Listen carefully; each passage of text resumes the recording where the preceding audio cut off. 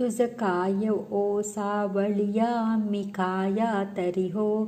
तुझ काय ते ओ सावळिया मी खया तरी हो. मी दुबले बटिक न्यामचे जाण श्रीहरी. मी दुबले बटिक न्यामचे जाण श्रीहरी. उत्तिष्ठ तुला देणी ही गोष्ट ना परी हो. तू जगन्नाथ तुझ देऊ कशी रे भाकरी. नको अंत मदिय पाहू संख्या भगवंता श्रीकांता. मध्यान रात्र उलटोनी गेली ही आता अणचित्ता. जा जोईल तुझ रे काकडा किराऊळाम तरी हो. अणतील भक्त नैवेद्य ही नाना परी. अणतील भक्त नैवेद्य ही नाना परी. ಓಂ ಸಾಯಿರಾಮ್ ಸಾಯಿ ಪ್ರಣಾಮ್. ವಾಣಿಯ ಕಾಕಾಜಿ ವೈದ್ಯ ಮುಂಬಯಿಯ ರಾಮ್ಲಾಲ್. ಶಾಂತಿಸಾಗರರು ಭಕ್ತಪಾಲರೂ ಆದ ಸಾಯಿಯವರಿಗೆ ಪ್ರಣಾಮ್.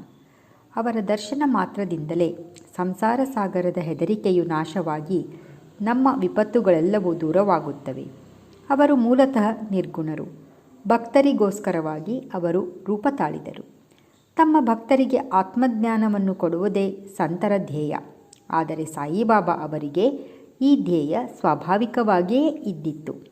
ಅವರ ಪಾದಗಳಲ್ಲಿ ಆಶ್ರಯ ಪಡೆದವರ ಕಷ್ಟಗಳೆಲ್ಲವೂ ದೂರವಾಗುತ್ತಿದ್ದವು.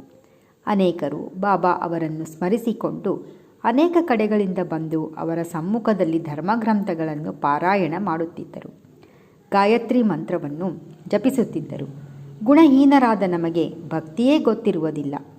ಇತರರು ಕೈಬಿಟ್ಟರೂ ಸಹ ಸಾಯಿಬಾಬಾ ಅವರು ನಮ್ಮ ಕೈ ಬಿಡುವುದಿಲ್ಲ ಎಂಬುದು ನಮಗೆ ತಿಳಿದಿದೆ. ಅವರ ದಯೆಯನ್ನು ಪಡೆದವರು ವಿಚಾರ ವಿವೇಕ ಎಂಬ ಜ್ಞಾನ ಸಂಪಾದನೆ ಮಾಡುತ್ತಾರೆ. ಸಾಯಿಬಾಬಾ ಅವರಿಗೆ ಭಕ್ತರ ಬಯಕೆಗಳು ತಿಳಿದಿವೆ. ಅದನ್ನವರು ಕೈಗೂಡಿಸುತ್ತಾರೆ. ಆದುದರಿಂದ ನಾವು ಅವರನ್ನು ಪ್ರಾರ್ಥಿಸಿ ಅವರ ಮುಂದೆ ಧ್ಯಾನಾಸೀನರಾಗೋಣ. ನಮ್ಮ ತಪ್ಪುಗಳೆಲ್ಲವೂ ಕ್ಷಮಿಸಿ ನಮ್ಮನ್ನು ಅವರು ಪ್ರೇಮದಿಂದ ಮುಕ್ತ ಮಾಡಲಿ. ಬಾಬಾ ಅವರನ್ನು ಪ್ರಾರ್ಥಿಸಿದರೆ ಅವರ ದಯೆಯಿಂದ ನಮ್ಮ ಕಷ್ಟಗಳೆಲ್ಲವೂ ಪರಿಹಾರವಾಗುವವು.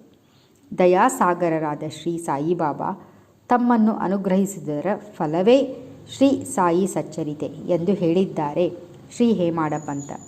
ಇಲ್ಲದಿದ್ದರೆ ನಮಗೆ ಇಂಥ ಕಾರ್ಯವನ್ನು ಕೈಗೊಳ್ಳುವ ಯೋಗ್ಯತೆ ಇರಲಿಲ್ಲವೆಂದು ಅವರು ಒಪ್ಪಿಕೊಂಡಿದ್ದಾರೆ. ಆದರೆ ಸಾಯಿಬಾಬಾ ಅವರೇ ಸಮಸ್ತ ಹೊಣೆಯನ್ನು ಹೊತ್ತಿದ್ದುದರಿಂದ ಅವರಿಗೆ ಕಾರ್ಯದ ಭಾರವೇ ಗೊತ್ತಾಗಲಿಲ್ಲ. ಕಷ್ಟಪಡಬೇಕಾಗಲಿಲ್ಲ.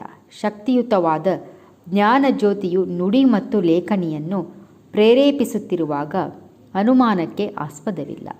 ಶ್ರೀ ಸಾಯಿಬಾಬಾ ಅವರು ಹೇಮಾಡ ಪಂತರ ಸೇವೆಯನ್ನು ಪುಸ್ತಕ ರೂಪದಲ್ಲಿ ಪಡೆದರು. ಇದು ಅವರ ಪೂರ್ವಜನ್ಮದ ಪುಣ್ಯ ವಿಶೇಷವೇ ಸರಿ. ಈ ಕೆಳಗಿನ ಕಥೆಯು ಬರೀ ಕಥೆಯಲ್ಲ, ಅಮೃತ. ಇದನ್ನು ಸ್ವಾದಿಸುವವರಿಗೆ ಸಾಯಿಬಾಬಾ ಅವರ ದಿವ್ಯ ಶಕ್ತಿ ಮತ್ತು ಮಹತ್ವ ಮತ್ತು ಸರ್ವಜ್ಞದ ಬಗ್ಗೆ ಅರ್ಥವಾಗುವವು. ವಾದಿಸಲ ಮಾಡಿದ ಇಚ್ಛೆಯವರು ಈ ಕಥೆಯನ್ನು ಓದದಿರುವುದೇ ಮೇಲು. ಇಲ್ಲಿ ಬೇಕಾಗಿರುವುದು ತರ್ಕವಲ್ಲ, ನಿಶ್ಚಲ ಭಕ್ತಿ ಮತ್ತು ದೃಢ ವಿಶ್ವಾಸ ಮಾತ್ರ. ಹೀಗೆಂದರೆ ಅಂದುಕೊಂಡು ಸಂತರಲ್ಲಿ ನಂಬಿಕೆಯೊಂದು ಇದ್ದರೆ ಅದು ನಮಗೆ ಒಂದು ಜ್ಞಾನ ಮಾರ್ಗವಾಗುತ್ತದೆ. ಇಲ್ಲದಿದ್ದರೆ ಯಾರು ಸಂತರ ಭಕ್ತರೋ ಅಂಥವರಿಗೆ ಈ ಕತೆ ಪ್ರಿಯವೆನಿಸುತ್ತದೆ.